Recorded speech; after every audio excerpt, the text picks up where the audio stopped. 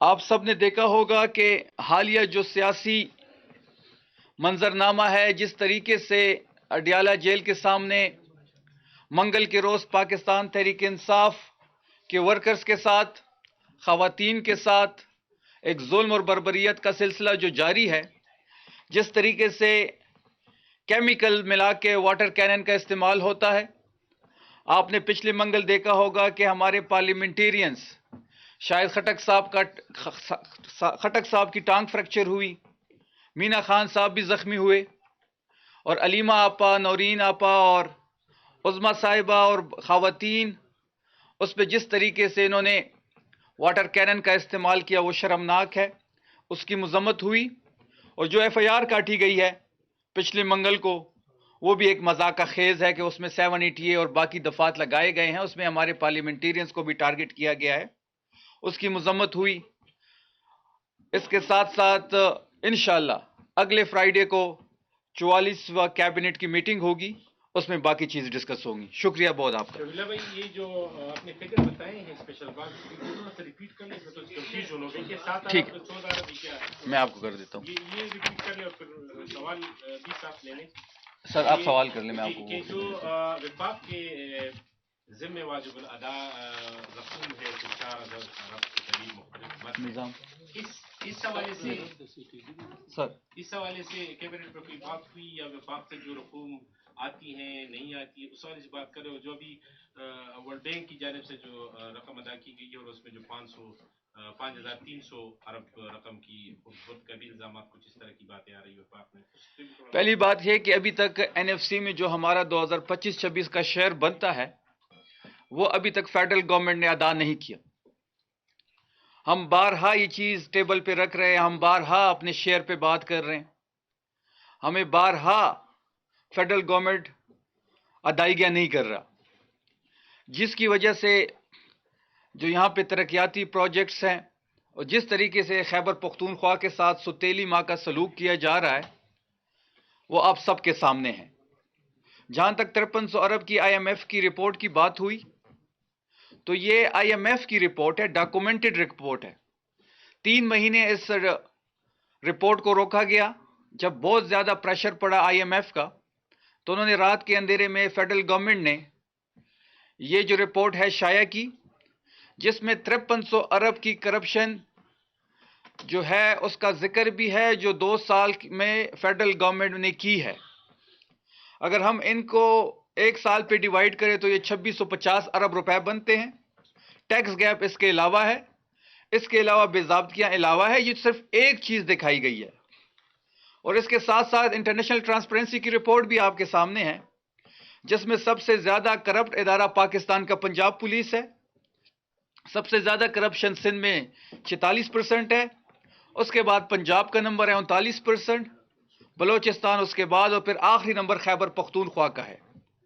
اب یہاں پہ سوال یہ پیدا ہوتا ہے کہ یہ لوگ گورنر راج کی بات کرتے ہیں، جو لوگ یہ کہتے ہیں کہ یہاں پہ گورننس کی ایشوز ہیں، جو لوگ یہ کہتے ہیں کہ خیبر پختونخوا میں پتہ نہیں سہیل آفریدی صاحب نے کون سا غیر آئینی غیر قانونی کام کر دیا جو یہاں پہ گورنر راج لازمی ہو گیا ہے. یہ جو انٹرنیشنل ٹرانسپیرنسی کی رپورٹ ہے، جو آئی ایم ایف کی رپورٹ ہے، یہ چارج شیٹ ہے ان کے خلاف. اور اس سے بڑھ کے آپ نے کل رپورٹ ایک دیکھی ہوگی کہ سندھ حکومت کے حوالے سے کہ کے ایم سی نے 3 بسز ٹھیک کی ہیں اور 9.5 کروڑ کا اس پہ خرچہ آیا. 3 بسز کی ریپیئر کرنے پہ 9.5 کروڑ روپے کا خرچہ. تو کرپشن ان کے لیے کوئی پرابلم نہیں ہے، نہ ہی پیپلز پارٹی کے لیے، نہ ہی نون لیگ کے لیے، نہ ہی پنجاب گورنمنٹ کے لیے، اور نہ ہی سندھ گورنمنٹ کے لیے. ان کے جو عزائم ہیں وہ کچھ اور ہیں، ان کے اپنے پرسنل آبجیکٹیوز ہیں. یہ دونوں بینیفیشریز ہیں اس سسٹم کے. اور خان صاحب کہتے تھے کہ یہ کرپشن ان کے لیے پرابلم نہیں ہے کہ 3 بسز پہ انہوں نے 9.5 کروڑ روپے کا خرچہ لگا دیا، 5300 ارب کی ایک کرپشن. انٹرنیشنل ٹرانسپیرنسی رپورٹ آپ کے سامنے. تو پھر گورننس کے لحاظ سے تو گورنر راج سندھ پنجاب میں لگانا چاہیے. تو یہ بہت بڑی کلیئر ڈائریکشن ہے کہ اس وقت ان کے اکاؤنٹس کیسے بھرے جا رہے ہیں، کیسے لندن میں اور دبئی میں ان کے اکاؤنٹس بھر رہے ہیں، اور پاکستانی عوام پہ یہ ایک عذاب کی طرح نازل ہیں. شفیقان صاحب، جس آپ نے بتایا کہ وفاق کی جانب سے جو پیسے ہیں وہ نہیں آ رہے، کون سے میگا پروجیکٹ ہیں خیبر پختونخوا میں جو متاثر ہو رہے ہیں؟ آپ نے دیکھا ہوگا کہ ندن بائی پاس ہمارا کافی عرصے سے تھا، اس کے لیے سی ایم صاحب نے خصوصی دلچسپی لے کے اس کے لیے فنڈز صوبے نے جاری کر دی جو وفاق کا ذمہ تھا. اس کے ساتھ ساتھ این ایف سی میں ہمارے قبائل کے جو ایریاز ہیں وہ ہٹ ہو رہے ہیں. جو یہاں کے میگا پروجیکٹس ہیں، اگر آپ پی ایس ڈی میں دیکھ لیں، پی ایس ڈی میں صرف خیبر پختونخوا کے لیے 55 کروڑ روپے رکھے گئے ہیں. اگر اس حساب سے اگر ہم کوئی اربوں کا پروجیکٹ ہوگا 2-2.5 ارب کا، وہ 30 سال میں کمپلیٹ ہوگا. تو این ایف سی میں جو ہمیں شیئر نہیں مل رہا وہ ہمیں گہری طور پہ افیکٹ کر رہا ہے، اور یہ مقدمہ ہم دوبارہ فیڈرل گورنمنٹ کے سامنے رکھیں گے اور اس پہ ہم بھرپور مذمت بھی کریں گے اور ہم اپنے لوگوں کو آگاہی بھی دیں گے. پہلی بات کہ ہم نے ایسا کوئی ماحول نہیں بنایا. 9 اپریل سے لے کے آج تک آپ دیکھ رہے ہیں یہ جو پس منظر ایک ہے 9 اپریل سے رجیم چینج کے بعد سے آج تک جو پہل کرتا ہے وہ فیڈرل گورنمنٹ کرتا ہے، پہل جو کرتا ہے وہ ریاست کرتا ہے. ہم تو مظلوم ہیں اس سلسلے میں. 9 اپریل سے 9 مئی تک، 9 مئی سے لے کے 8 فروری تک، 8 فروری سے لے کے 8 اکتوبر تک سہیل آفریدی صاحب کی نامزدگی تک جو ان کا رویہ ہے وہ آپ کے سامنے ہے. این ایف سی کا جو ہمارا شیئر ہے 1375 ارب روپے ایک ہیں، 2200 ارب ہمارے این ایچ پی میں بنتے ہیں، آئل اینڈ گیس میں ہمارے پیسے رہتے ہیں، مرجر میں 560 ارب روپے ہمارا رہتا ہے. تو ایک محتاط اندازے کے مطابق یہ 4,500 سے لے کے 5,000 کے بیچ میں یہ فگر ٹھہرتی ہے جو فیڈرل گورنمنٹ نے ادا کرنے ہیں صوبے کو. اور اس پہ ہم آپ نے دیکھا ہوگا کہ جب سی ایم صاحب جا رہے تھے این ایف سی میں تو یہ پوری تیاری کر کے ہم وہاں گئے تھے.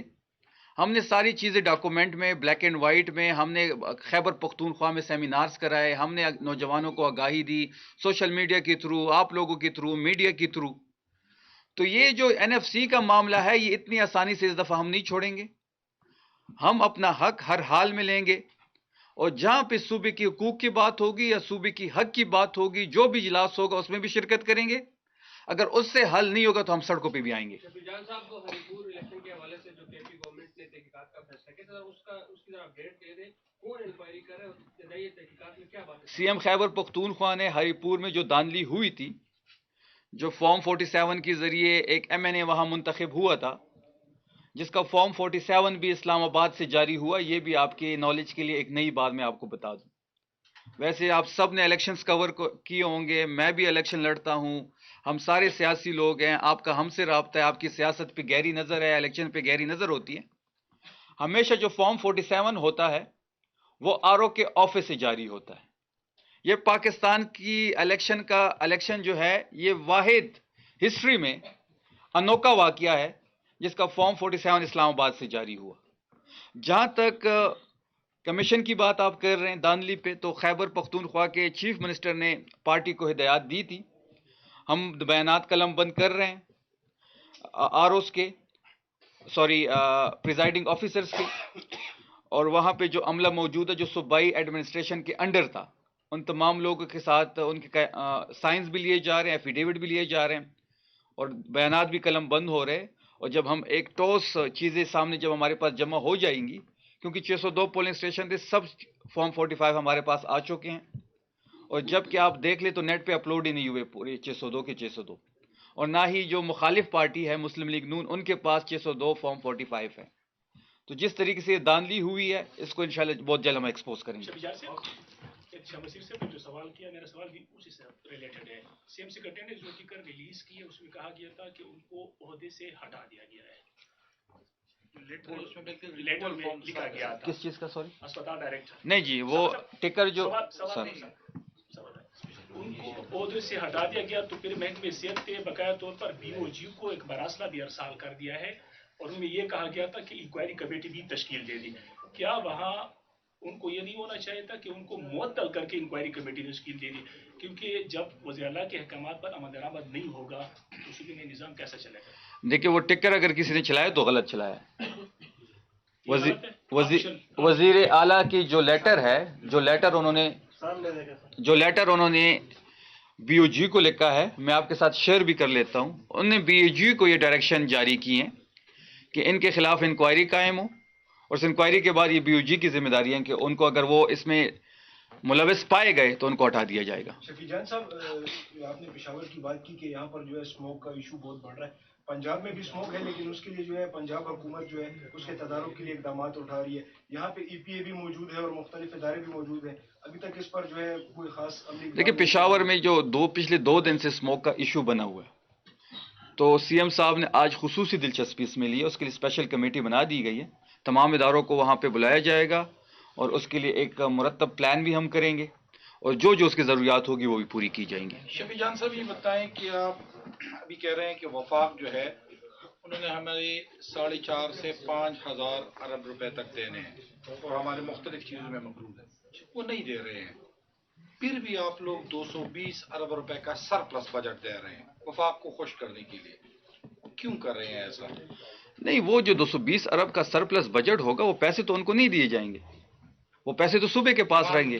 نہیں، وہ تو آئی ایم ایف کی جو ہے وہ ایک انہوں نے ٹارگٹ دیا ہوا ہے، وہ پیسے تو وہ نہیں لے کے جائیں گے. وہ ہم نے چیز شو کرنی ہے، پیسے صوبے کے پاس رہیں گے. اور جہاں تک وفاق کی پیسے نہ دینے کی بات ہے تو یہ پہلی دفعہ آپ دیکھ رہے ہیں کہ جتنی آگاہی این ایف سی اے وارڈ پہ اور صوبے کے حقوق پہ ہو رہی ہے اور ہم سے پہلے جن کی گورنمنٹس تھی ان کا ریکارڈ بھی اٹھا لے اور ہمارا ریکارڈ بھی اٹھا لے کہ کس نے صوبے کے لیے زیادہ حق لے کے آئے ہیں. ان کی تو سیاست بھی صوبیت پہ تھی، ان کا نعرہ بھی صوبیت پہ تھا. ہم تو نیشنل پارٹی ہے، واحد تحریک انصاف پارٹی ہے جو پاکستان کی نیشنل پارٹی اس وقت ہے. نون پنجاب تک رہ چکی ہے، سندھ میں پیپلز پارٹی ہے اور بلوچستان میں ہمیشہ ایک مخلوط گورنمنٹ آتی ہے. واحد پاکستان تحریک انصاف ہے جو پورے پاکستان میں اس وقت موجود ہے. ہر گلی میں، ہر گاؤں میں عمران خان صاحب کا نام ہے، تحریک انصاف کا جھنڈا اور پوسٹر آپ کو نظر آئے گا. تو انشاءاللہ خیبر پختونخوا کے جو حقوق کا مسئلہ ہے وہ سہیل آفریدی سے بہتر کسی نے نہیں لڑا. اور انشاءاللہ آپ دیکھیں گے ہم تمام تر جو ہمارا شیئر ہے وہ ہم صوبے کو لے کے آئیں گے. جو ہمارا حق ہے، جو ہماری حقوق ہے، اس پہ کوئی سمجھوتا نہیں ہوگا. ایک چیز میں پوچھنا چاہوں گا. ایک لالا صاحب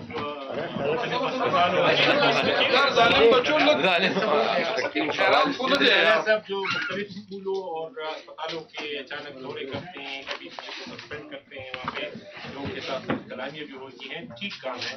لیکن اس کابینہ کے جو دیگر وزراء ہیں، وزیر تعلیم صاحب، وزیر صحت صاحب، وزیران صاحب کہتے ہیں کہ وہ ہیڈ ہے کہ آپ کیا کر رہے ہیں؟ دیکھیے اس وقت جو ہماری کیبنٹ ہے اس میں 10 منسٹرز ہیں، 2 ایڈوائزر ہیں اور ایک میں اسپیشل اسسٹنٹ ہوں. وزیر اعلیٰ صاحب نے سب کو یہ ہدایت کی ہوئی ہے. یہ ہم 2 مہینے کے بعد ریویو بھی کریں گے جس کے پاس جو ڈپارٹمنٹ ہے وہاں پہ کیا ہوا، کتنا کام ہوا، جو ان کو ٹارگیٹ دیے گئے ہیں وہ کتنے % اچیو ہوئے، اور نیکسٹ ان کو جو اسائنمنٹ دی جائے گی وہ بھی ڈسکس ہوگی. تو وزیر اعلیٰ صاحب نے ان کو بھی ہدایت کی ہے. اور وزیر اعلیٰ صاحب آپ خود بھی دیکھ رہے ہیں کہ جس طریقے سے وہ ایس ڈی سی بھی جا رہے ہیں، ہاسپٹل بھی جا رہے ہیں، ہاسپٹل بھی جا رہے ہیں، تعلیمی اداروں میں بھی جا رہے ہیں، بازاروں میں بھی لوگوں سے مل رہے ہیں. اگر پرفارمنس کسی کی سیٹسفیکٹری نہیں ہوئی تو خواہ مخواہ اس پہ کارروائی ہوگی. Thank you so much.